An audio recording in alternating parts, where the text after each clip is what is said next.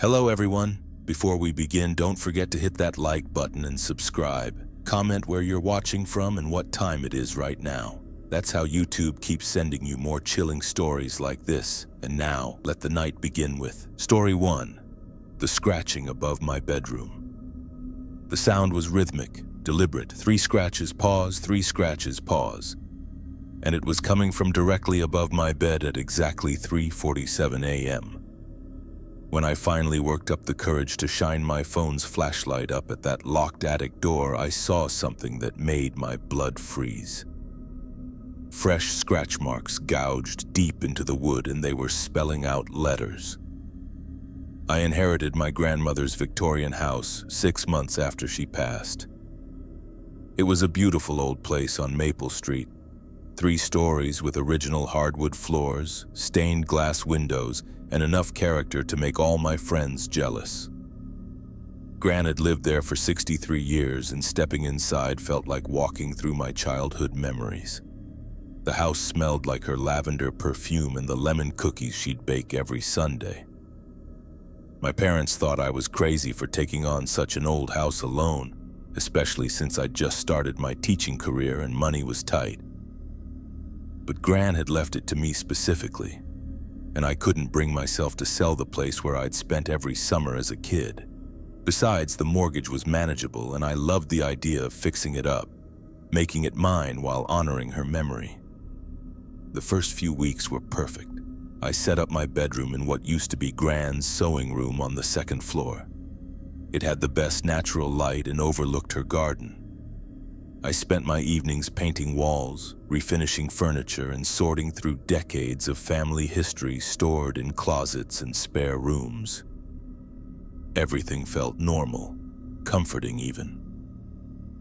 The scratching started on a Tuesday night in October. I'd been living there about 2 months when I first heard it. I was lying in bed scrolling through my phone before sleep, when 3 distinct scratches echoed from directly above me. I froze, listening.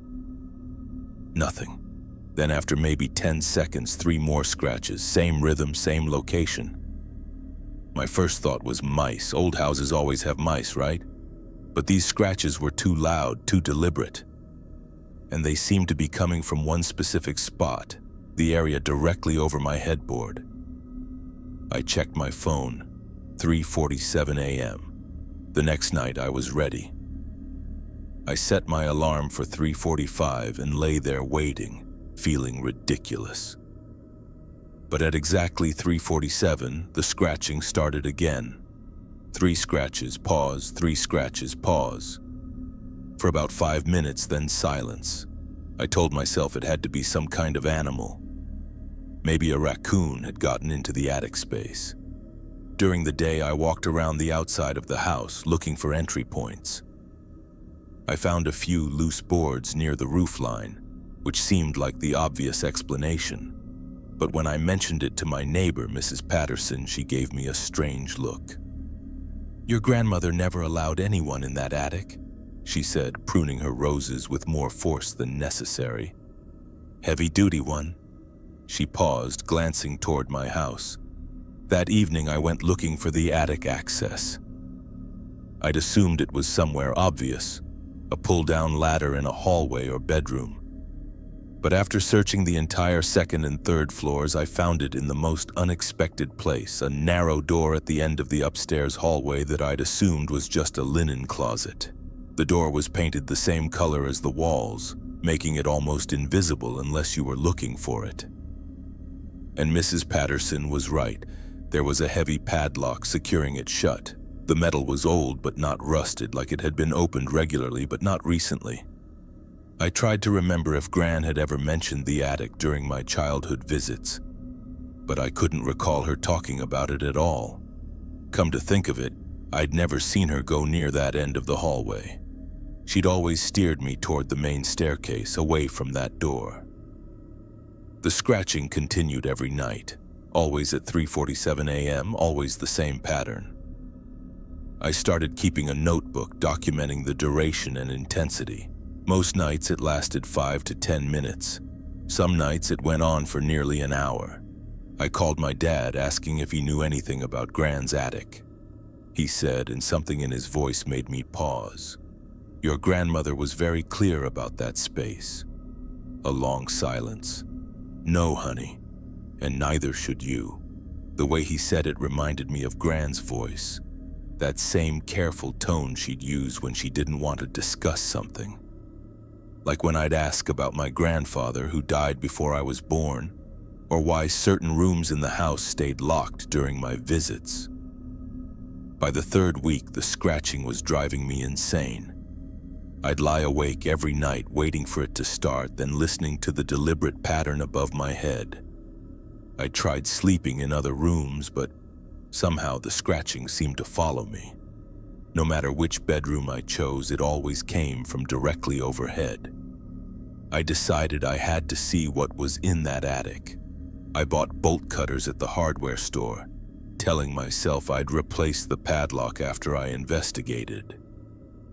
Whatever was up there, animal or otherwise, I needed to know. The lock was heavier than I expected, made of thick steel that took several attempts to cut through. When it finally snapped, the sound echoed through the hallway like a gunshot. The door opened inward, revealing a narrow staircase disappearing into darkness. The air that flowed out was stale and cold, carrying a scent I couldn't identify, something organic and old like dried flowers or... I clicked on my phone's flashlight and started climbing. The attic was larger than I'd expected, running the full length of the house. The floorboards were solid despite my father's warnings, and I could see why Gran might have used this space for storage. Boxes lined the walls, covered in dust so thick it looked like snow. But as I swept my flashlight around, I realized something was wrong. There were no cobwebs. In an attic that had supposedly been locked for years, there should have been cobwebs everywhere. Instead, the space looked maintained, disturbed, like someone had been up here recently. I followed my phone's light toward the area that would be directly above my bedroom. The floorboards here were scratched, not random scratches, but deliberate gouges arranged in groups of 3. And they were fresh. Wood shavings scattered around the marks like sawdust. Something had been scratching at the floor from inside the attic. I knelt down, running my fingers over the gouges. They went deep into the wood, deeper than any animal could scratch. And as I examined them more closely, I realized they weren't random. There was a pattern, almost like letters. My flashlight died. In the sudden darkness, I heard breathing that wasn't mine. I fumbled for my phone's regular flashlight, hands shaking, and when the light finally came back on, I saw them clearly. Sarah was my grandmother's name. I ran. I don't remember climbing down those stairs or locking the attic door behind me. But somehow I ended up in my car, driving to my parents' house at 4 in the morning. When I told them what I'd found, my father went white. "We should have told you," my mother whispered. My father sat down heavily in his kitchen chair. "Your great-uncle Thomas lived in that attic for the last 20 years of your grandmother's life. He had problems. Mental illness, your grandmother called it, though we suspected it was more than that. He couldn't live independently, but he refused to go to a facility.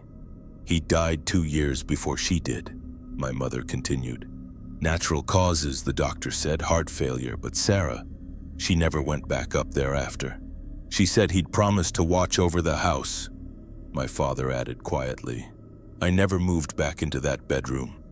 Hell, I barely slept in that house again.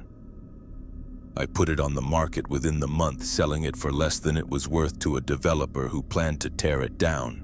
But even now, 2 years later, I wake up sometimes at 3:47 a.m., listening for scratching above my bed. And in my new apartment, in my supposedly safe space, I swear I can still hear it. 3 scratches, pause, 3 scratches, pause. Like something trying to remind me that some promises last longer than the people who made them. Story 2, my parents never talked about the 3rd floor. I found my father's key ring in his desk drawer, and there it was. A small brass key labeled 3rd floor in his careful handwriting. When I held it up to the light, I could see scratches around the edges like it had been used recently. My parents had left for their anniversary trip that morning, and I was alone in the house where I'd grown up, holding the key to a door I'd never been allowed to approach.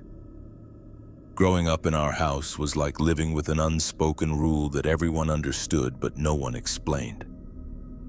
We had 3 floors, but we only ever used 2. The main floor held the kitchen, living room, and my parents' bedroom. The 2nd floor had my room, my sister Claire's room, and the guest bathroom, and then there was the 3rd floor. The staircase continued up past our bedrooms, ending at a white door with a brass handle that stayed locked for my entire childhood. Whenever friends came over, they'd inevitably notice the stairs and ask what was up there. I learned to shrug and change the subject, the same way my parents did when I asked. "Just storage," Mom would say, already turning away. "Old furniture," Dad would add, but he'd get that look, the same expression he wore when he talked about his time in the military. Like there were things that couldn't be discussed, memories that were better left alone. As a kid, I accepted it. Every house has locked rooms, right? Spaces for adult things that children don't need to worry about. But as I got older, the locked door became more intriguing. What kind of storage space needed to be kept locked?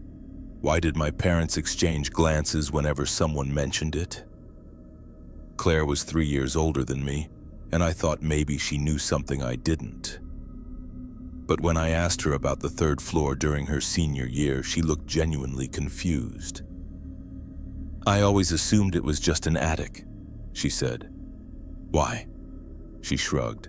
That was true. Our parents were intensely private people, the kind who kept family business strictly within the family. They didn't socialize much with neighbors, didn't join community organizations, didn't even attend school functions unless absolutely necessary. I'd learned not to push when they shut down conversations about certain topics. But the 3rd floor was different. It wasn't just private, it was forbidden. The first time I tried to go up there, I was 12. My parents had gone grocery shopping, leaving me alone for an hour. I climbed the stairs slowly, heart pounding, and tried the handle. Locked, as expected. I pressed my ear to the door and heard nothing. Not even the sound of settling wood or creaking floorboards. Just silence. I tried again at 14 using a bobby pin to attempt picking the lock after watching YouTube videos. The lock was more sophisticated than I expected. Old but well maintained, the kind that wouldn't yield to amateur attempts. At 16, I asked my parents directly why the 3rd floor was locked. "There's nothing up there that concerns you," Dad said, using his final word tone. "But what if there's a fire?" Mom and Dad exchanged one of their looks. "There are no exits on the 3rd floor," Mom said quietly. The certainty in her voice was unsettling, like she was stating a fact rather than expressing hope. When I left for college, I assumed I'd eventually learn the truth. Family secrets have a way of revealing themselves over time, especially during holiday conversations or family gatherings.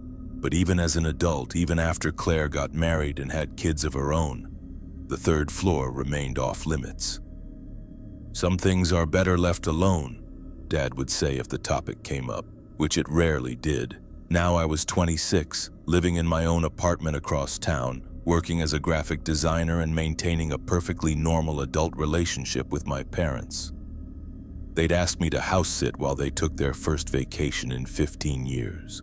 A 2-week anniversary trip to Europe they'd been planning forever. "Just water the plants and collect the mail," Mom had said, pressing the spare key into my palm. I'd stayed in their house plenty of times since moving out, usually during holidays or when they traveled for Dad's work. But this was different.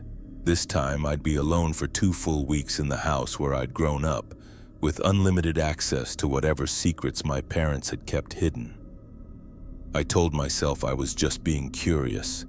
Every family has mysteries, and most of them turn out to be disappointing when finally revealed. Probably the third floor really was just storage.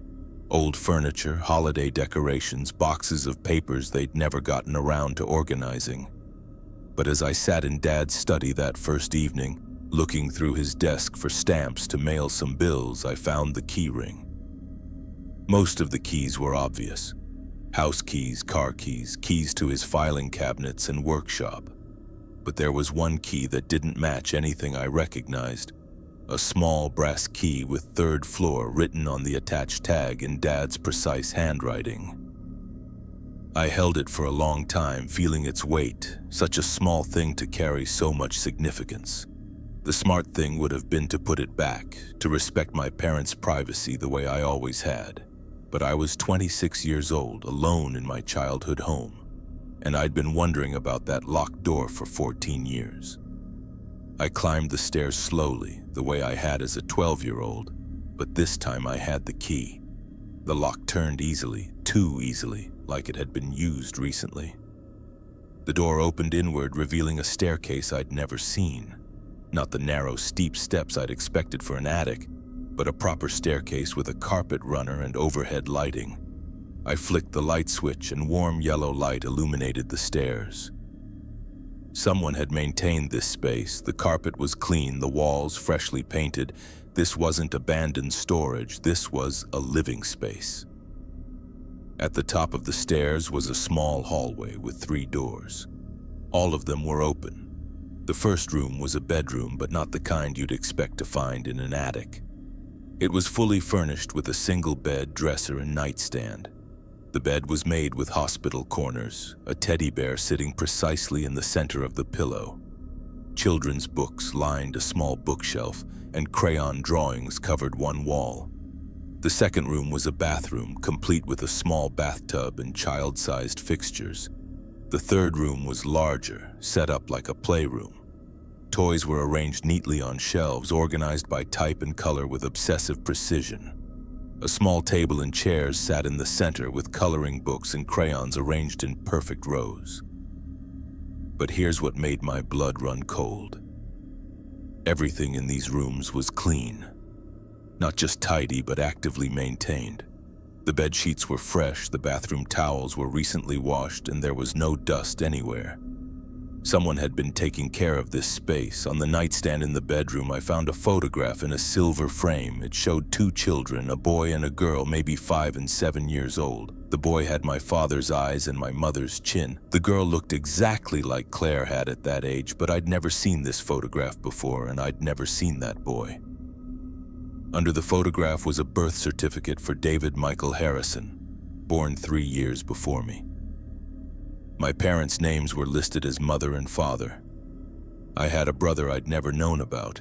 In the playroom, I found more photographs tucked into a toy box, pictures of the boy at different ages, as a toddler, as a young child, always alone or with my parents, never with me or Claire. In some pictures, he looked normal, smiling and playing. In others, he looked vacant, staring at the camera with empty eyes. Psychiatric evaluations, medication lists, incident reports, words I didn't fully understand. But that painted a picture of a child with severe developmental disabilities and violent tendencies. The most recent document was dated just 6 months ago. A death certificate. David Michael Harrison had died in a residential facility across the state at age 29. Natural causes, the certificate said, but there were other documents underneath. Incident reports describing self-harm, aggression towards staff, and something called environmental dysregulation that required constant supervision. At the bottom of the folder was a letter in my mother's handwriting addressed to David but never sent. "We visit every month, sweetheart. We keep your room exactly the way you left it. Claire doesn't know about you. We thought it would be easier for everyone if you stayed our secret. But we love you. We've always loved you." The letter was dated 2 years ago. I heard footsteps on the stairs below. My parents weren't supposed to be back for 2 weeks, but I could hear my father's voice, low and urgent. Then my mother speaking too quietly for me to make out words. I shoved everything back into the folder and turned off the lights, but it was too late. I could hear them climbing the stairs to the 3rd floor. "We should have told her," my mother was saying as they reached the top. They weren't surprised to find me there. They'd been watching the house, or they'd known I'd find the key, or maybe they'd just been waiting for this moment for 26 years. Dad asked quietly. Mom sat down heavily in one of the small chairs, looking older than I'd ever seen her. "We came back early. You had a brother," Dad said, because there was no point in pretending anymore. "David.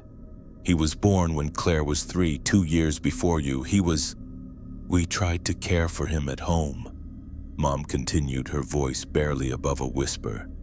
"For 7 years we tried everything. Special schools, therapists, medications. But he was dangerous, especially around other children. Risk him hurting you or Claire. The doctor said he needed specialized care, round-the-clock supervision. But we couldn't bear to let him go completely. When he died 6 months ago," Dad said, "we didn't know how to tell you girls. How do you explain that you had a brother you never knew about?" I looked around the perfectly maintained rooms, imagining my parents climbing these stairs once a month for 2 decades, cleaning and organizing and preserving the memory of a son who couldn't come home.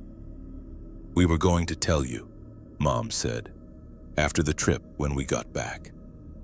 But as I stood there in that hidden apartment above my childhood bedroom, I realized they would never have told me. This was their grief, their private memorial, their way of keeping David close while keeping the rest of us safe. And maybe that was the right choice. Maybe some family secrets exist to protect the people who are left behind."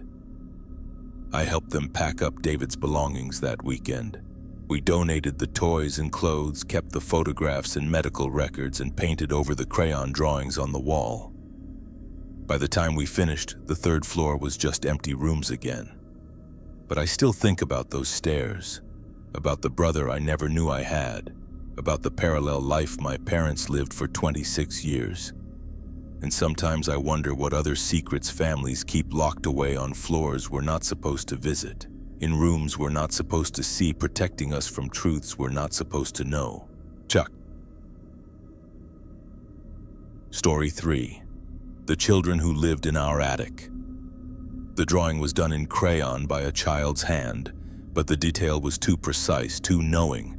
It showed our house exactly as it looked from the street, down to the color of the shutters and the crack in the front walkway. But in every window, dark figures stared out with red crayon eyes. The date in the corner was from last week. My wife Jessica and I bought our first house at a foreclosure auction in March. We'd been saving for 3 years, and when the Victorian on Elm Street came up for auction at half the market value, we knew we had to try for it. The house had been empty for 8 months after the previous owners defaulted on their mortgage and abandoned it in the middle of the night. "Bank says they left everything," our realtor explained as we walked through the echoing rooms. "Just packed up personal items and walked away." It seemed too good to be true, but Jessica was 7 months pregnant with our first child, and the house had 4 bedrooms, original hardwood floors, and enough character to make all our friends jealous. The inspection showed normal wear for a 100-year-old house, nothing we couldn't handle. We moved in on a Saturday in April, spending the weekend painting the nursery a soft yellow and arranging furniture donated by both sets of parents. Jessica was nesting hard, washing tiny clothes and organizing books we'd collected for our daughter. Everything felt perfect, like we were finally building the life we'd dreamed about. The first few weeks were blissful. We spent our evenings planning improvements, researching the house's history and talking to our new neighbors. The house had been built in 1923 by a local merchant, and several families had lived there over the decades. Most of our neighbors were friendly, though a few seemed surprised we'd bought the foreclosure property. "Hope you have better luck than the Hendersons," said Mrs. Chen from next door. But when I asked what she meant, she just shrugged and changed the subject. It was Jessica who found the first drawing. She was in the attic looking for a place to store our winter clothes when she discovered a box tucked behind the insulation near the eaves. Inside were dozens of children's drawings, all done on the same type of construction paper, all depicting houses, not just any houses, our house, drawn from various angles with careful attention to detail. "Look at this," she called down to me, holding up a drawing of our front porch. The drawings were good, better than you'd expect from children. They showed our house in different seasons, different times of day, different weather conditions. Summer drawings included the oak tree in full leaf. Winter ones showed snow on the roof and icicles hanging from the gutters. But as we looked through more of them, something felt off. In every drawing there were figures in the windows, dark shapes that could have been curtains or shadows, but they were always there, always in the same positions, always watching outward. "Creepy kids," Jessica laughed, but I could tell she was unsettled too. The drawings were dated, spanning about 2 years. The earliest ones were from when the Henderson family lived here, the most recent from just before they moved out. But here's what bothered me. The dates continued right up until last month. 3 drawings were dated after the house had been empty for months. "Maybe the kids came back to visit," Jessica suggested, but neither of us really believed that. I asked Mrs. Chen about the Henderson children the next day. She said, giving me a strange look, "The kids who lived here before us." Mrs. Chen was quiet for a long moment. "The Hendersons didn't have children," she said finally. "Just Mark and Linda married about 10 years. That didn't make sense. The drawings were clearly done by children, multiple children, based on the different handwriting and artistic styles. I showed Mrs. Chen a few of the pictures. "I've never seen these before," she said, but something in her voice suggested she wasn't telling me everything. "Look, the Hendersons were good people, but they had problems toward the end. Started talking about strange noises, about feeling watched. That's what she said. But the police never found any evidence of break-ins, no missing items, no damage, just..."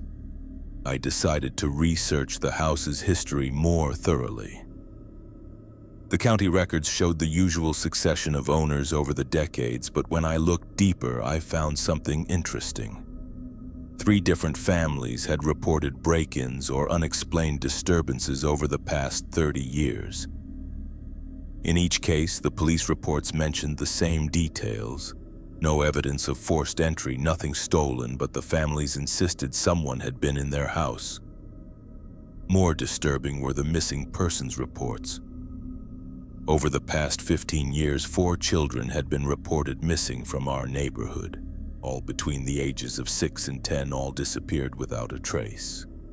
The police had investigated thoroughly but never found any connection between the cases or any evidence of what had happened to them. I started paying closer attention to the drawings. The artistic progression was wrong. The earliest drawings were sophisticated, showing advanced technique and attention to detail. The later ones were simpler, more childlike. It was as if the artists were getting younger over time, not older, and there were too many different hands involved. I counted at least 6 distinct artistic styles, different ways of drawing trees and windows and people. 6 different children, all obsessed with our house, all drawing it with the same dark figures watching from every window. Jessica found the second box in May.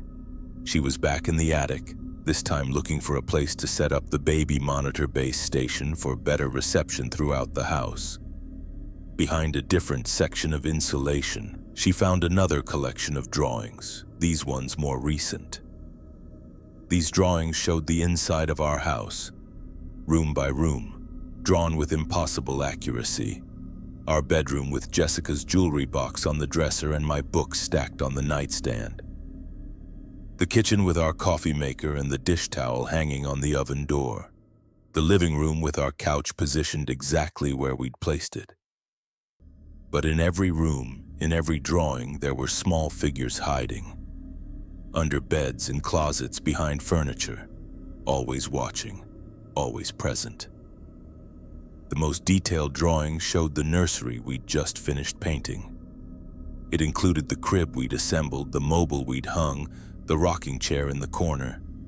And in the closet, drawn with careful attention to shadows and hiding places, were 3 small figures crouched in the darkness.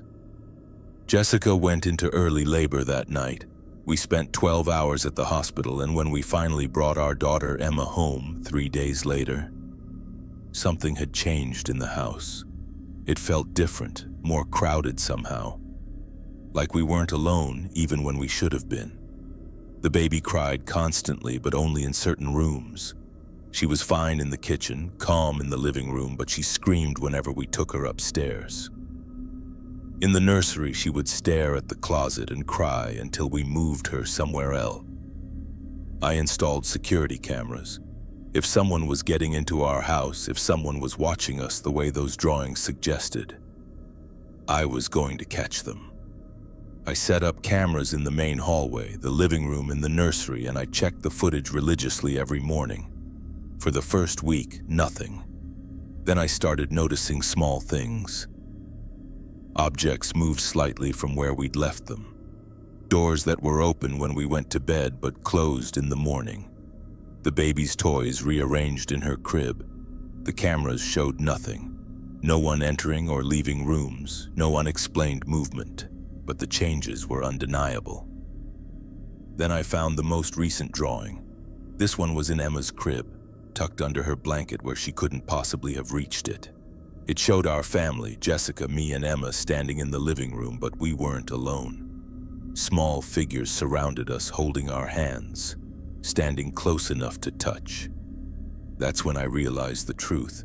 The children in the drawings, the ones who had been watching our house for years, the ones who had been living in our attic. They weren't breaking in. They had never left. And now they thought Emma belonged with them. We moved out the next day, staying with Jessica's parents while we looked for a new place. I called the police, showed them the drawings, explained about the missing children from the neighborhood. They listened politely but explained there was no evidence of actual crime. "Kids break into empty houses sometimes," the officer said. "Draw on walls, leave things behind." But I knew better. Those children had found a way to stay hidden in that house for years, watching families come and go, collecting new friends when they could, and they'd decided Emma was going to stay with them. We sold the house within a month, taking a significant loss just to get out from under the mortgage. The new owners seemed nice enough, a young couple, no children yet. I thought about warning them, but what would I say? That the house was haunted by missing children who lived in the attic and drew pictures of families they wanted to keep? Instead, I drive by sometimes just to check. The house looks normal from the outside, well-maintained and peaceful. But sometimes I see small faces in the upstairs windows, and I know those children are still there, still watching, still waiting for the right family to come along. A family with children who might want to stay and play forever. Story 4. Something was living in the crawl space. When I lifted my flashlight to examine the makeshift toilet in the corner of the attic, I saw something that made me drop my clipboard. Photographs were taped to the wall in a neat row, dozens of them, all taken through a hole in the attic floor. They showed the teenage daughter who lived below, sleeping, changing clothes, doing homework. And in the corner of every photo, someone had written dates and times in careful handwriting. I'm a home inspector, which means I've seen every kind of structural problem, pest infestation, and maintenance disaster you can imagine.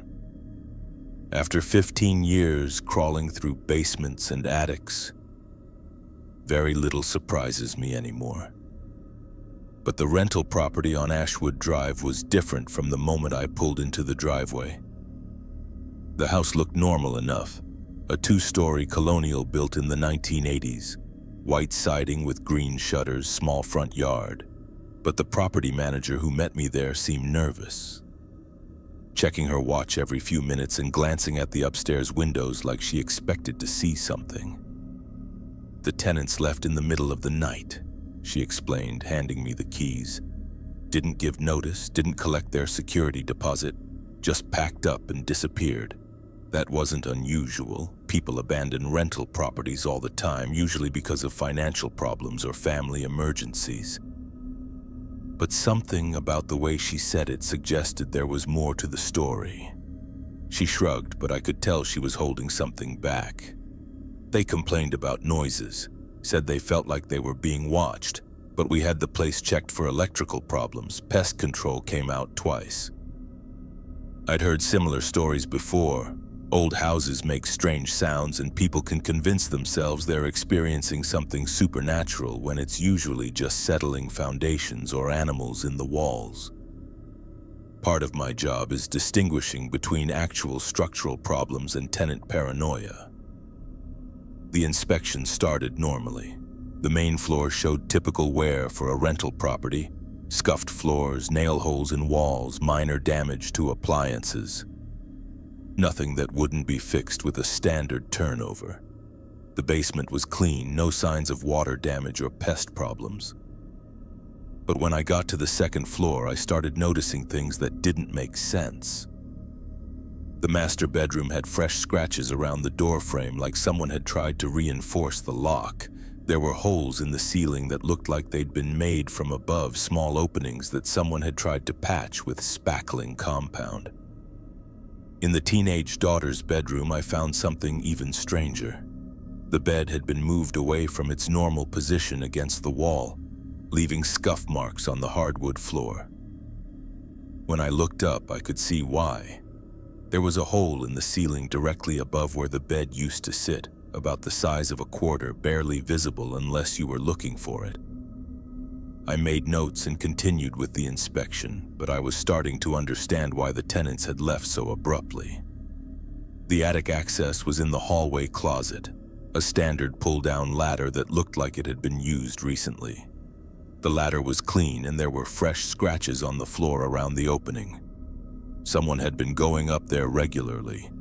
I climbed into the attic expecting to find typical storage space, maybe some boxes left behind by the tenants, seasonal decorations, the usual detritus of family life.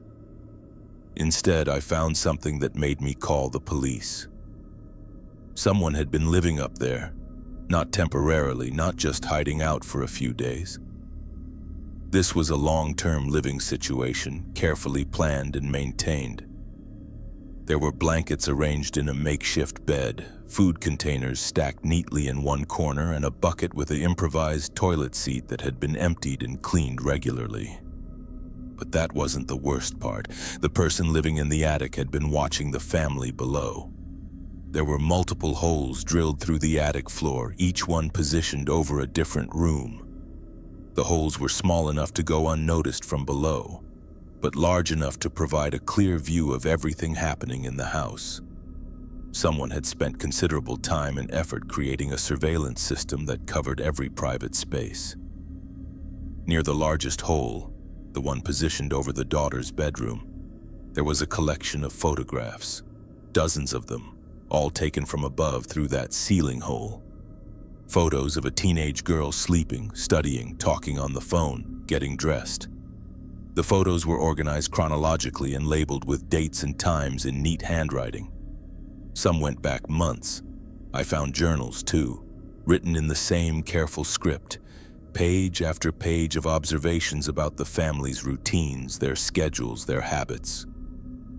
Notes about when the parents left for work, when the daughter came home from school, when the house was empty. Personal details that could only have been learned through extended surveillance. But the most disturbing discovery was a detailed floor plan of the house, drawn from memory with notes about furniture placement, daily routines, and what the author called access points, locations where the ceiling could be opened for better observation. I backed out of that attic faster than I'd ever moved in 15 years of home inspection. I called the police from my truck, explaining what I'd found and recommending they treat the property as a crime scene. The investigation revealed that someone had been living in the attic for at least 8 months, possibly longer. They'd accessed the house through a loose board in the back, where the roof line met the exterior wall, an entry point that would have been invisible from the ground, but easy to reach from the neighbor's tree. The person had been incredibly careful. They'd brought their own food and water, removing waste regularly to avoid detection. They'd insulated their living area to muffle sound, and had clearly studied the family's schedule to avoid being discovered during their comings and goings.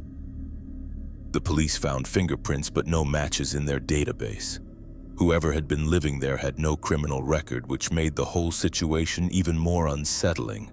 This wasn't some career criminal or obvious predator. This was someone who had decided to integrate themselves into this family's life, without the family's knowledge or consent. The property manager called me a week later with an update. The previous tenant, the mother, had agreed to speak with police about their experience in the house. She confirmed that the family had noticed strange sounds, missing food, and the feeling of being watched. The teenage daughter had complained that someone was moving her things, that her room felt different when she came home from school. "We thought she was just being dramatic," the mother told police. "Teenagers, you know?" But then we started noticing things too.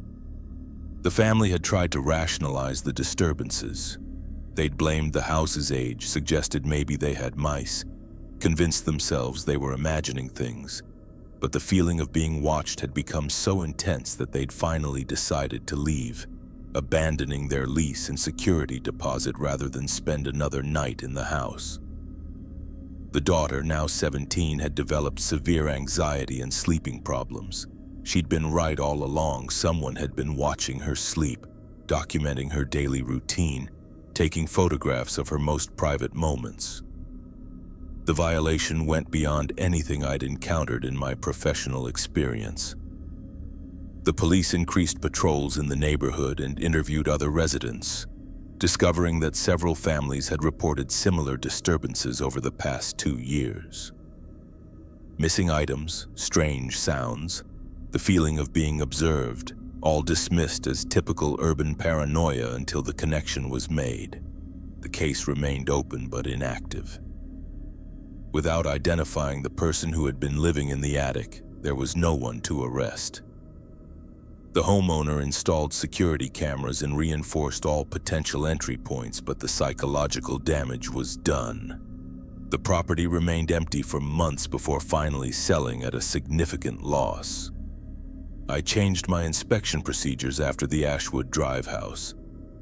Now I examine attics and crawl spaces more carefully, looking for signs of unauthorized habitation. I check for surveillance holes, hidden entry points, evidence that someone might be using the space without the homeowner's knowledge. Most properties are normal, showing only the expected signs of age and wear. But I've found 3 more situations since then. Homes where someone had been living secretly in spaces the residents never checked. Each time I've found evidence of surveillance, documentation of family routines, and the same careful planning that characterized the Ashwood Drive case. The scariest part isn't the break-ins or the theft. It's the realization that someone can watch your family for months without you knowing, learning your habits and schedules, integrating themselves into your daily life from the shadows. They know when you're home alone, when your children are vulnerable, when your guard is down, and you have no idea they exist until someone like me climbs into your attic and finds their makeshift bedroom, complete with photographs of your daughter sleeping peacefully below, completely unaware that she's been living under surveillance in what she thought was the safety of her own home. Story 5. My family kept something locked up there. My father grabbed my wrist with surprising strength for someone who'd just had a stroke, his eyes wide with panic. "Don't go up there," he whispered, looking at the key in my hand. But I'd been carrying the weight of my brother's name for 15 years. The silence, the pretending, The careful way my family stepped around his memory like walking through a minefield. I needed to know why we'd spent half my life pretending Tommy never existed. Tommy died when I was 6 years old, and we never talked about him again. It wasn't just that the subject was painful, which would have been understandable. It was as if my brother had been erased from our family's history completely. His bedroom was cleaned out and converted to a home office within a week of the funeral. His photographs disappeared from the hallway and living room. Even his name became something we couldn't say out loud. For 15 years, I lived in a house where my older brother's existence had been carefully scrubbed away, leaving only shadows and silences that no one would explain. I tried asking about him during my teenage years. Normal questions about what he was like, what happened to him, why we couldn't talk about his memory. But my parents would shut down immediately, changing the subject with practiced efficiency or simply leaving the room. My mother would get a look that I learned to recognize, something between grief and terror, and my father would develop sudden urgent business that required his immediate attention. Even our extended family followed the same unspoken rule. Grandparents, aunts, uncles, everyone seemed to understand that Tommy's name was forbidden, his memory too dangerous to acknowledge. The only evidence I had that he'd ever existed was my own childhood memories, fragments that became less reliable as I got older. I remembered playing with someone, sharing a room with a boy who taught me to tie my shoes and helped me build elaborate block towers.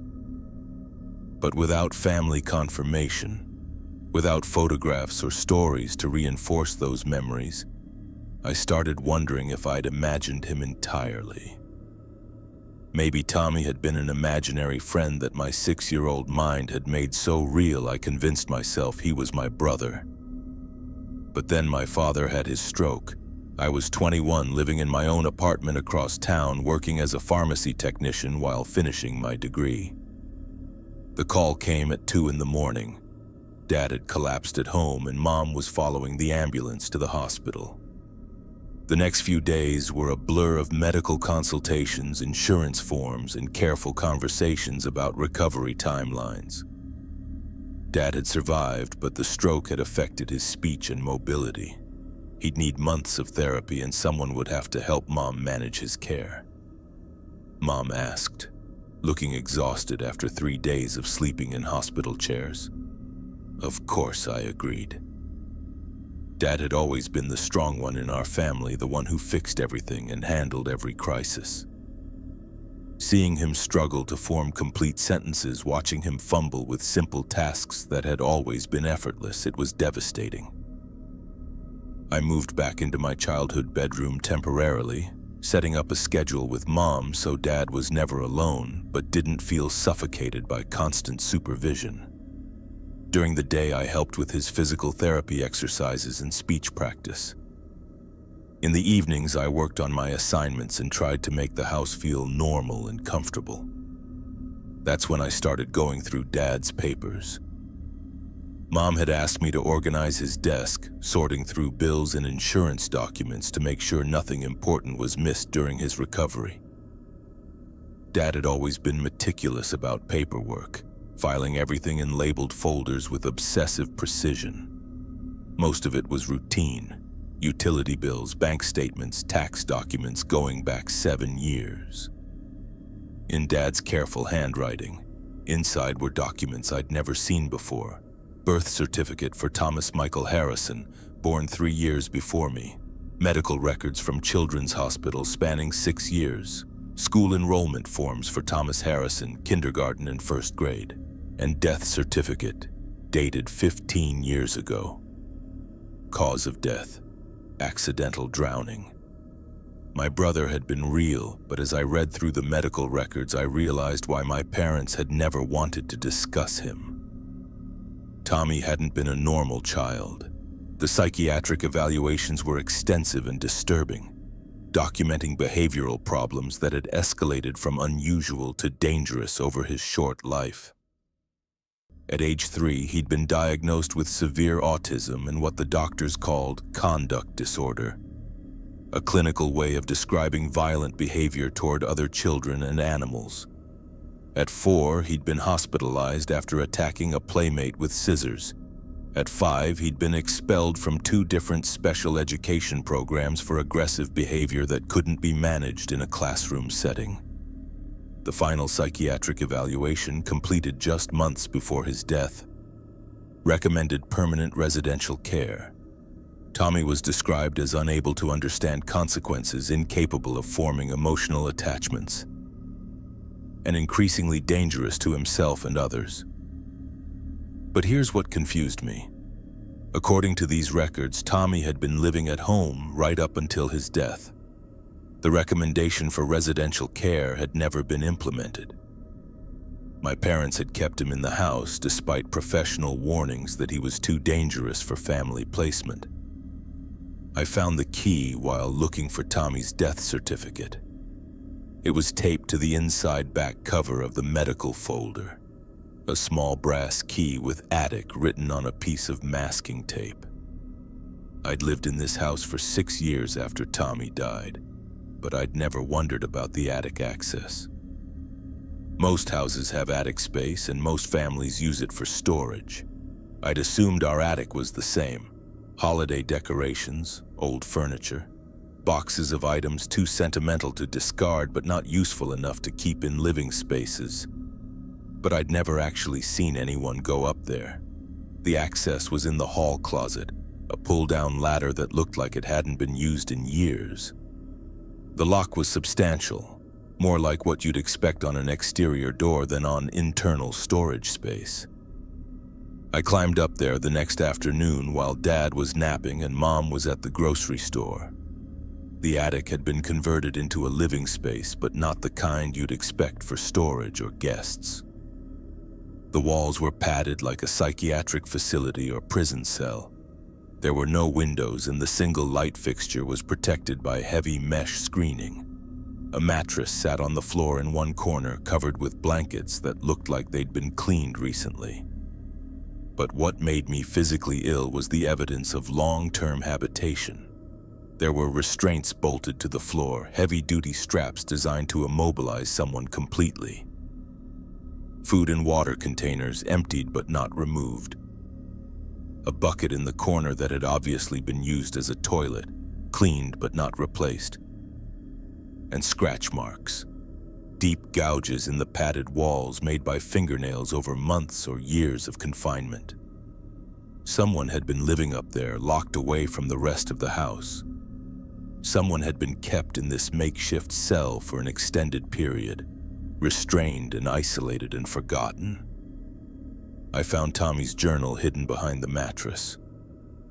It was a composition book, the kind they give to elementary school children, filled with 6-year-old handwriting that became progressively less legible over time. The early entries were typical childhood observations, complaints about being bored, requests to play outside, questions about when he could see other children. But the later entries became darker, more confused. Mommy says I have to stay up here because I'm sick, but I feel fine. Daddy brought me new books, but I already read them all. I heard my brother laughing downstairs. Why can't I go play with him? It's been dark for a long time. When I confronted my parents that evening, they broke down completely. We didn't know what else to do, Mom sobbed, unable to look at me. The doctor said he was dangerous, that he might hurt you or other children, but he was our son. Dad, still struggling with his speech after the stroke, managed to explain what had happened. They'd tried keeping Tommy in regular residential care, but his violent episodes had gotten worse. He'd attacked other children and several facilities had refused to keep him. The final incident had involved a knife and another patient who'd required surgery. We thought, if we kept him safe at home, in a controlled environment, I asked, though I already knew the answer. 2 years, Dad whispered. The official story, accidental drowning, was technically true. Tommy had managed to escape from his restraints one night. gotten out of the attic and made it to the backyard pool before anyone noticed. But by then he'd been confined for so long that he couldn't swim, couldn't call for help, couldn't save himself. "We found him in the morning," Mom said. "We called 911, but it was too late. And we couldn't tell them the truth, couldn't explain why our 6-year-old son was outside alone at night. They'd locked the attic after his death, unable to go back up there, but unable to remove the evidence of what they'd done. For 15 years, they'd carried the secret of how Tommy really died, erasing his memory from our family because they couldn't bear to remember what his life had become.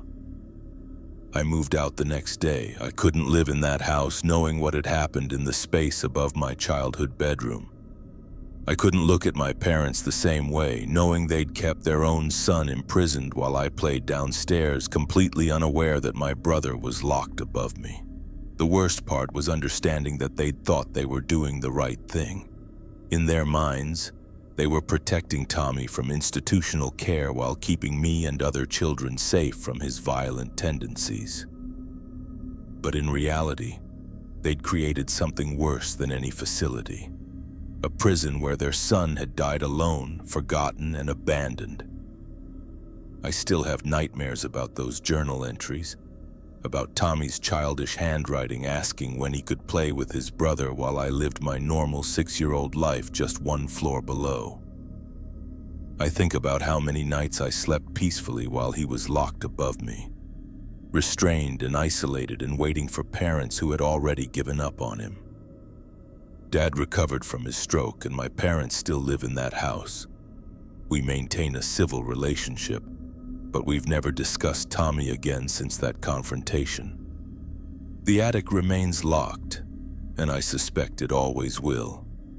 Some family secrets are too horrible to resolve, too devastating to forgive, too complex to explain to the outside world. But I know the truth now, and I carry it with me every day. The brother I barely remembered wasn't just dead. He'd been erased to cover up how he died, locked away and forgotten by the people who were supposed to protect him. Kept prisoner in his own home until he finally escaped into the darkness of our backyard pool, where he drowned alone while his family slept peacefully below. Story 6. The Tenant in the Attic. When I opened the apartment door with my spare key, expecting to find typical moving out damage, I saw her utility bills stacked neatly on the kitchen counter. The electric bill showed usage for one person, maybe less, impossibly low for someone living alone in a 2-bedroom apartment. That's when I heard the footsteps above me, slow and deliberate, coming from the attic space where no one should have been walking. I inherited my uncle's duplex when he passed away last spring, and I decided to live in the lower unit while renting out the upstairs apartment. The extra income would help with the mortgage, and I liked the idea of being an on-site landlord, available for maintenance issues but not intrusive. My first tenant seemed perfect. Sarah Martinez responded to my Craigslist ad within hours, had excellent references from previous landlords, and could provide first month's rent plus security deposit immediately. She was quiet, professional, worked as a nurse at the regional hospital. During our phone interview, she mentioned working night shifts, which explained why she wanted to see the apartment in the afternoon. "I sleep during the day mostly," she explained, "so I'll be a very quiet tenant." She wasn't wrong. In the 6 months Sarah lived upstairs, I barely heard her. No loud music, no parties, no complaints from neighbors about noise. She paid her rent on time every month, never called about maintenance problems, and kept her parking space clean. From a landlord's perspective, she was ideal. But after the first few weeks, I started noticing things that didn't quite make sense. Her car was gone during the day, which fit her story about working night shifts. But I never heard her come home in the mornings. Never heard footsteps on the stairs or doors closing. For someone who supposedly worked 12-hour shifts, she was remarkably quiet. I also never saw her bringing in groceries or receiving deliveries. Most tenants generate some visible activity. Packages on the doorstep, trips to and from their car with shopping bags, friends visiting occasionally. Sarah seemed to exist without any of the normal signs of daily life. And then there were the utility bills. As the landlord, I received copies of the electric and gas usage for both units. My downstairs usage was normal, around $80 and $90 per month for electricity, $40, $50 for gas. But Sarah's usage was impossibly low. Her electric bill averaged $25 per month and her gas usage was practically zero. Either she was living like a monk using minimal electricity and no heating, or she wasn't actually living there full time. I started paying closer attention to her patterns. Her car left around 6 p.m. and returned between 7 and 8 a.m., which matched her claimed schedule of 12-hour night shifts. But hospitals don't operate on such rigid schedules, and most nurses don't work 7 days a week. Yet Sarah's routine never varied. Gone every evening, back every morning with mechanical precision. During the day, when she should have been sleeping after her night shift, the apartment was silent. Not quiet, silent. No footsteps, no running water, no television or radio, no sounds of human habitation at all. I convinced myself I was being paranoid. Some people are naturally quiet, and Sarah had been upfront about her work schedule and need for daytime sleep. Maybe she was just an exceptionally considerate tenant, but then I started hearing sounds that didn't match her story. Footsteps above me during the day, when Sarah's car was gone and she should have been at work. Not loud footsteps, but definitely someone walking around upstairs. And they weren't coming from her apartment. They were coming from above her apartment, from the attic space that shouldn't have been accessible. The duplex was old, built in the 1940s with a traditional layout that included attic space above both units. My uncle had mentioned that the attic was just storage, accessible through a pull-down ladder in the upstairs hallway. But I'd never been up there myself, and I'd assumed it was empty except for maybe some old furniture or holiday decorations. When I asked Sarah about the sounds, she seemed genuinely confused. "I haven't heard anything unusual," she said, standing in her doorway during one of our brief conversations. "Maybe it's just the house settling?" But I could see past her into the apartment and something looked wrong. The space seemed larger than it should have been, emptier than you'd expect for someone who'd been living there for months. I couldn't see much furniture beyond a couch and coffee table, and there were no personal items visible, no photographs, no books, no signs of individual personality. The breakthrough came when Sarah broke her lease suddenly. I found an envelope under my door on a Tuesday morning in October containing her keys and a brief note. "Family emergency requires immediate relocation. Forfeiting security deposit. No forwarding address, no phone call, no explanation beyond the 2-sentence note. Her car was gone, and when I tried calling her cell phone, the number was no longer in service. I waited the standard 24 hours before entering the apartment to assess any damage and begin preparing for a new tenant. That's when I discovered the truth about Sarah's living situation. The apartment was completely empty. Not just moved out empty, empty like no one had ever lived there. No furniture beyond what had been there when she moved in.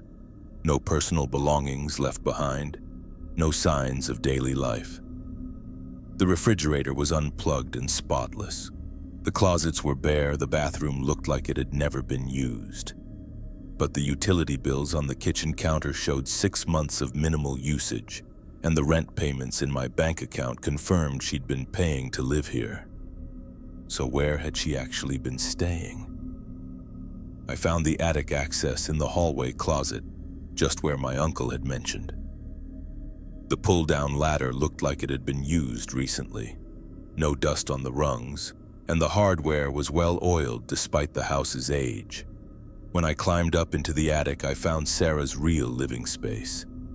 Someone had converted a section of the attic into a makeshift apartment. There was a mattress on the floor covered with blankets and pillows.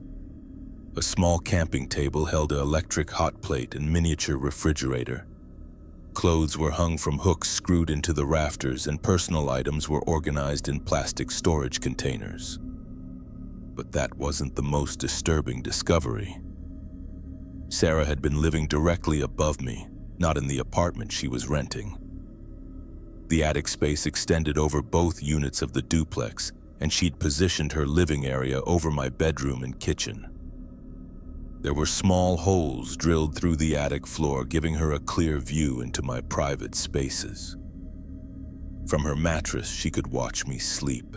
From her makeshift kitchen, she could observe me cooking and eating. I found notebooks documenting my daily routine: what time I woke up, when I left for work, what I watched on television, what I ate for dinner. Detailed observations about my habits, my schedule, my personal life, recorded with the precision of a research study. Near her sleeping area, she'd arranged photographs taken through those floor holes. Pictures of me sleeping, working at my computer, talking on the phone.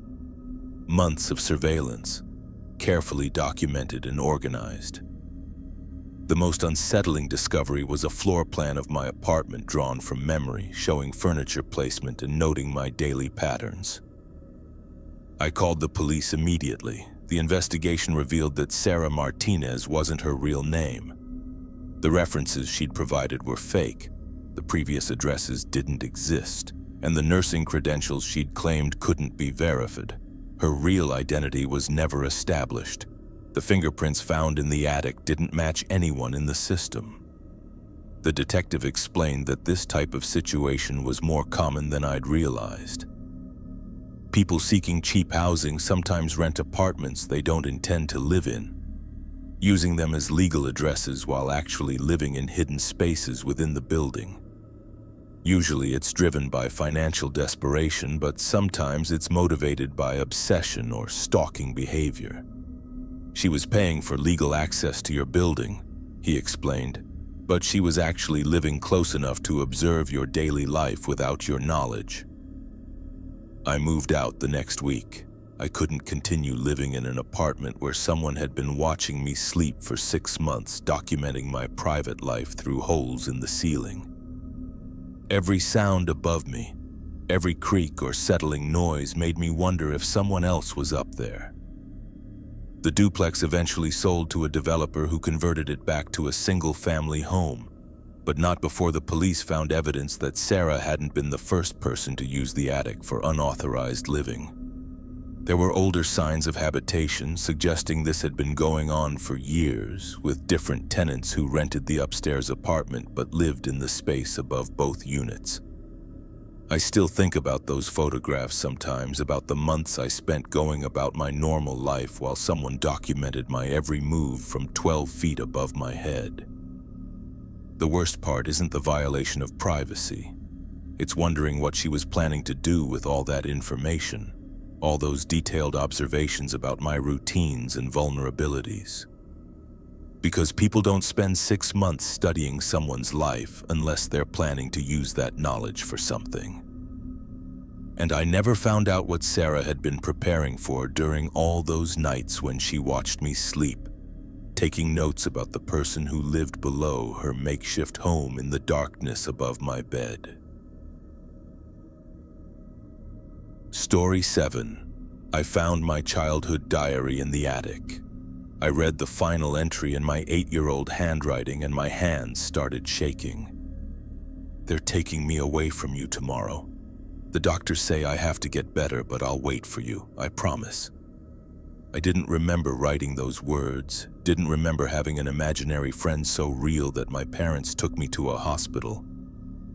But as I sat in my mother's attic, I could hear footsteps above me, slow and deliberate, like someone pacing back and forth. My mother decided to downsize after my father passed away last year. At 73, she couldn't manage the big house anymore, and the memories in every room had become too heavy to carry alone. I came home for a long weekend to help her sort through 50 years of accumulated family history. A process that was both nostalgic and heartbreaking, "Take anything you want," she said, gesturing toward boxes stacked in the living room. Most of the items were predictable: photo albums, holiday decorations, furniture that had belonged to my grandparents. But Mom asked me to tackle the attic, which she hadn't been able to access safely since her hip replacement 2 years earlier. "I have no idea what's up there anymore," she admitted. "Your father used to handle all that. Could be important documents, could be junk." The attic access was in the hallway closet, a pull-down ladder that creaked ominously under my weight. The space was larger than I expected, running the full length of the house with enough headroom to stand comfortably. Ellen was me. Ellen Patterson, 34 years old, marketing manager, no children, living in Chicago and helping my widowed mother transition to assisted living.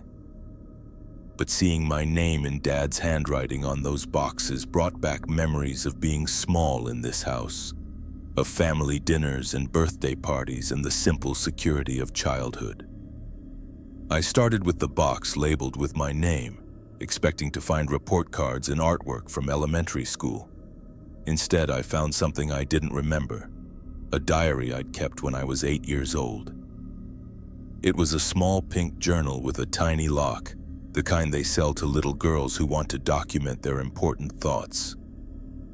I remembered wanting one for Christmas, but I couldn't recall actually writing in it.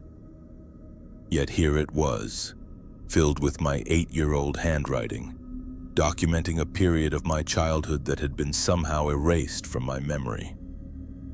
The early entries were typical for a second grader: complaints about homework, excitement about friends at school, observations about family life. But as I read further, the entries became more focused on one subject: my imaginary friend. "Marcus taught me a new game today. We have to be very quiet when we play it, so Mom and Dad don't worry." I didn't remember Marcus. I'd had imaginary friends as a child, but the names and details had faded over the years. What struck me was how real Marcus seemed in these diary entries, how detailed and consistent my descriptions of him were. "Marcus has been living in the attic for a long time. He says it gets lonely up there, but he likes having our family in the house." That entry was dated in September. By October, the entries had become more concerning. "Marcus is sad because Mom and Dad can't see him. I told them about our games, but they got upset and said I was spending too much time alone." Dr. Peterson asked me lots of questions about Marcus today. I don't think I should have told her about our secret places or the games we play when everyone is sleeping. Dr. Peterson: "I had a vague memory of seeing a therapist as a child, but the details were fuzzy. Something about behavioral concerns, my parents had said later. Just a phase I went through." The diary entries continued through November and into December, documenting what seemed to be escalating conflict between my parents and my relationship with Marcus. "Mom and Dad had another meeting with Dr. Peterson. They keep asking me to describe Marcus, and I keep telling them the same things. He's tall and thin, he has dark hair, he wears old clothes that look like they're from a long time ago." I heard Mom crying in the kitchen. She was talking to Grandma on the phone about getting help for me. But I don't understand why I need help. Marcus is my friend and he's never hurt anyone. The final entries were the most disturbing. Dr. Peterson says I have to go to a special hospital for a few weeks. She says it will help me understand the difference between real friends and pretend friends. "They're taking me away from you tomorrow. The doctors say I have to get better, but I'll wait for you, I promise." That was the last entry, dated just before Christmas when I was 8 years old. I sat in the attic holding this diary that documented a period of my childhood I couldn't remember, trying to understand what had happened. Clearly, my imaginary friend Marcus had become concerning enough to my parents that they'd sought professional help. But the details in my diary were so specific, so consistent, that even reading them as an adult, I could almost believe Marcus had been real. That's when I heard the footsteps. They were directly above me in what should have been empty attic space, but as I looked around, I realized that the attic extended further than I'd initially noticed. There was another section beyond the main storage area, accessible through a narrow opening between the rafters. The footsteps continued, slow, deliberate, like someone pacing back and forth. I called down to my mother, but she was on the main floor and couldn't hear me over the television. The logical explanation was that something had gotten into the attic, a raccoon maybe, or a bird that had found its way through a damaged vent. But as I listened, the footsteps seemed too heavy, too rhythmic for an animal. They had the measured pace of human movement, someone walking a familiar path in a confined space. I crawled toward the opening between the rafters, using my phone's flashlight to illuminate the narrow passage. Beyond the main attic was a smaller space that had been finished with plywood flooring and drywall. Someone had created a hidden room in the farthest corner of the attic, invisible unless you knew exactly where to look, and someone was in there. The footsteps stopped when my flashlight beam reached the opening. In the sudden silence, I could hear breathing that wasn't mine. I called, though every instinct told me to retreat. No response, but I could sense presence in that hidden space, someone waiting just beyond the reach of my light. I backed away from the opening and climbed down from the attic as quickly as possible, my heart racing. In the hallway, I called up to my mother. "Mom, has anyone else been in the house recently?" She appeared at the bottom of the stairs, looking confused. "No, honey." The expression that crossed her face was something I'd never seen before. Not surprise, not disbelief, but recognition. Like she'd been expecting this moment and dreading it for years. "We should call the police," I said, but Mom shook her head. We sat in the kitchen while she explained what had happened during that forgotten period of my childhood. My imaginary friend Marcus had become so real to me that I'd started exhibiting concerning behaviors, talking to empty spaces, claiming that someone was teaching me things I shouldn't have known, insisting that my friend lived in the attic and watched over our family. The therapist thought it might be a manifestation of anxiety or trauma, Mom explained. But you were so specific about details that we started to worry. You eventually convinced us to check the attic more thoroughly. We found evidence that someone had been living up there. Blankets, food containers, personal items. The police had investigated but found no current evidence of intrusion. The items appeared to be decades old, possibly left by a previous owner or someone who'd gained access to the house long before my family moved in. "But you insisted Marcus was still there," Mom continued. "You'd have conversations with empty spaces, share food with someone who wasn't visible, play games that seemed to involve another person. I spent 3 weeks in a pediatric psychiatric facility where therapy sessions helped me distinguish between imagination and reality. When I came home, I no longer talked about Marcus, no longer exhibited the behaviors that had concerned my parents. We thought it was over," Mom said quietly. "The doctor said children often outgrow imaginary friends, especially after therapeutic intervention. You seemed normal, happy, healthy. But as I sat in that kitchen, I realized that my 8-year-old self had made a promise in that diary. I'll wait for you, I promise. What if Marcus hadn't been imaginary? What if a man really had been living in our attic for decades and I'd been the only one who could see him, talk to him, acknowledge his existence? What if my parents' intervention had simply taught me to stop admitting that he was there? I never went back into that attic. We hired professional movers to clear the remaining boxes, and I made sure to be somewhere else when they did it. The house sold quickly to a young family with children. And I didn't mention anything about the hidden space beyond the main storage area. But sometimes I wake up in my apartment in Chicago and I swear I can hear footsteps above me. Slow, deliberate, patient. like someone keeping a promise they made to an 8-year-old girl 26 years ago, someone who's still waiting for his friend to come back and play the games they used to share in the darkness above a family that never knew he was there. Story 8. The attic door opened from the inside. I stood in my hallway staring at the attic door hanging open above me, and I knew with absolute certainty that I had latched it shut before leaving for work. But latches don't undo themselves from the inside, and there was no one in my house who could have opened that door. As I watched, a piece of insulation drifted down from the opening like snow, and I realized that whatever was up there had been moving around directly above my head. We moved into the rental house on Birch Street in January, and the landlord mentioned the attic door during our walkthrough like it was just another maintenance detail. "The door doesn't have a lock," he said, pointing up at the access panel in the hallway ceiling. "Just a simple latch on the outside. Nothing up there but insulation and old boxes from previous tenants." It seemed reasonable. Most rental properties have quirks, and a door that needed to be manually latched wasn't particularly unusual.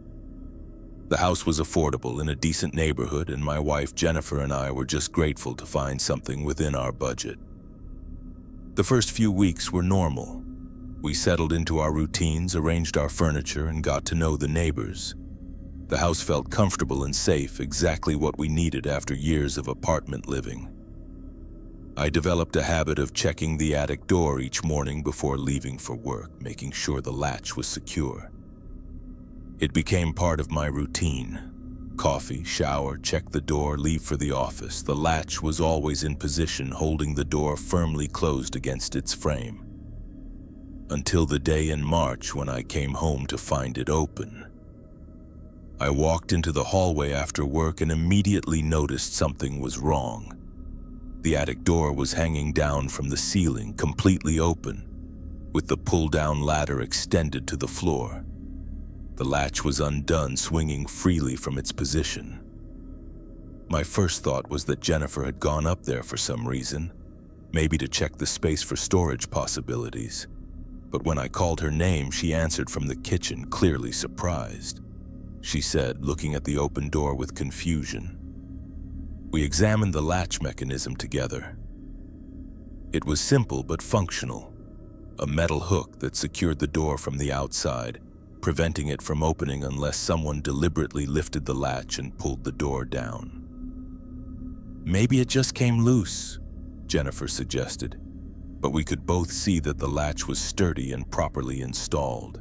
It would take deliberate action to open that door. I climbed up into the attic to investigate, expecting to find some explanation for how the door might have opened on its own. The space was exactly as the landlord had described. Unfinished storage area filled with insulation and a few boxes left by previous tenants. Nothing seemed disturbed, and I couldn't see any structural issues that might cause the door to open spontaneously. But as I moved around up there, I noticed that the insulation had been compressed in several areas, like someone had been walking through the space recently. The disturbances weren't old. There were clear footprint patterns in the loose material. I mentioned it to our neighbor, Mrs. Williams, the next day. I asked. She gave me a strange look. "The door opened yesterday from the inside."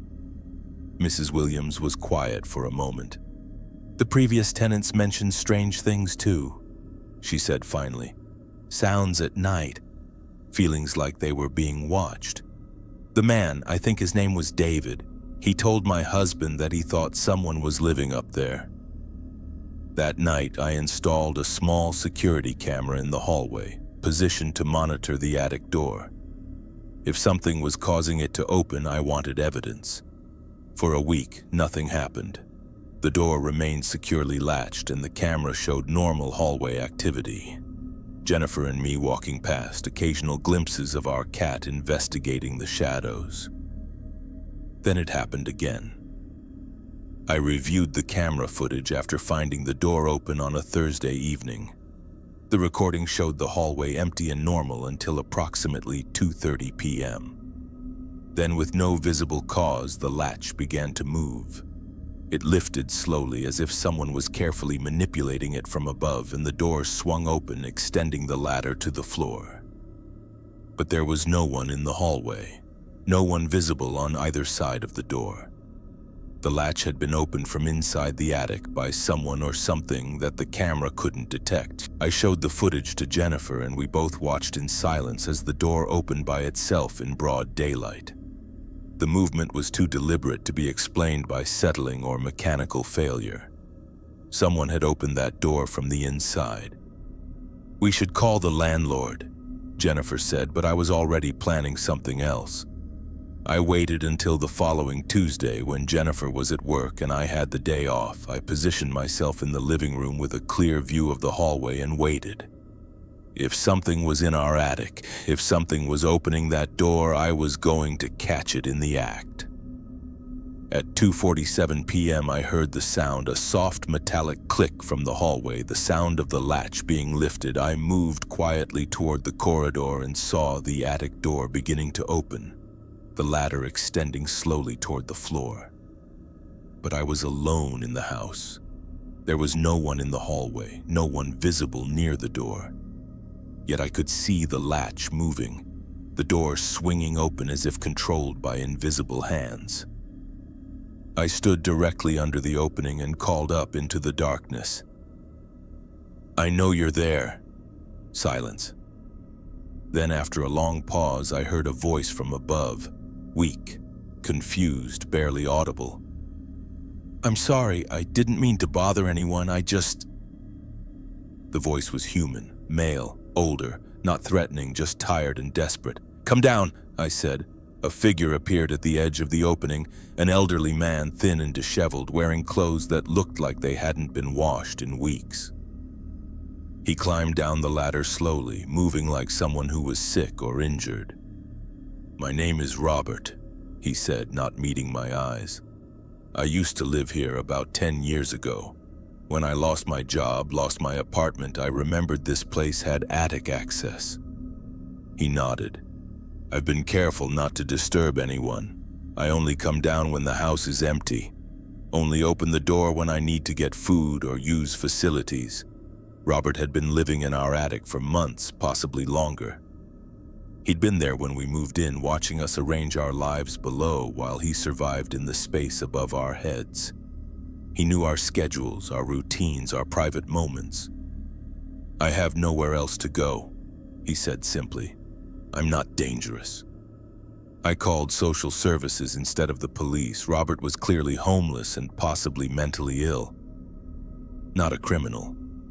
He needed help, not arrest. While we waited for assistance to arrive, he explained how he'd been surviving, sneaking food from our kitchen when we were gone, using our bathroom during work hours, existing in the 18 inches of clearance above our bedroom ceiling. He asked, genuinely curious. Sometimes, footsteps, sounds that didn't make sense. I tried to be quiet. The social worker who responded was familiar with Robert's case.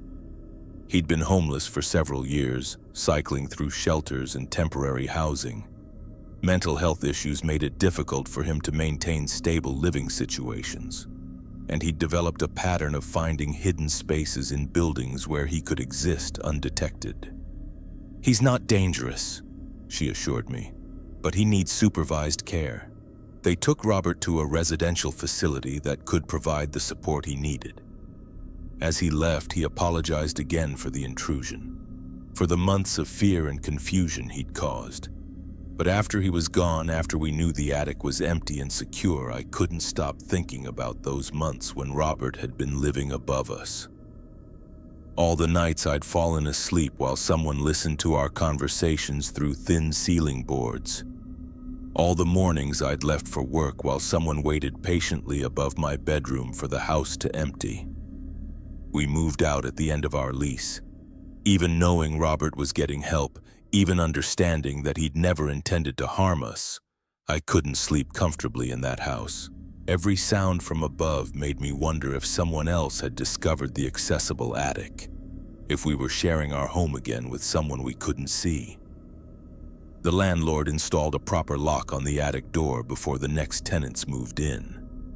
But I still think about Robert sometimes, about the months he spent in that cramped space above our lives, opening the door from the inside whenever he needed to remind himself that there was still a world below. Still people living normal lives just 18 inches away from his makeshift home in the darkness above their heads.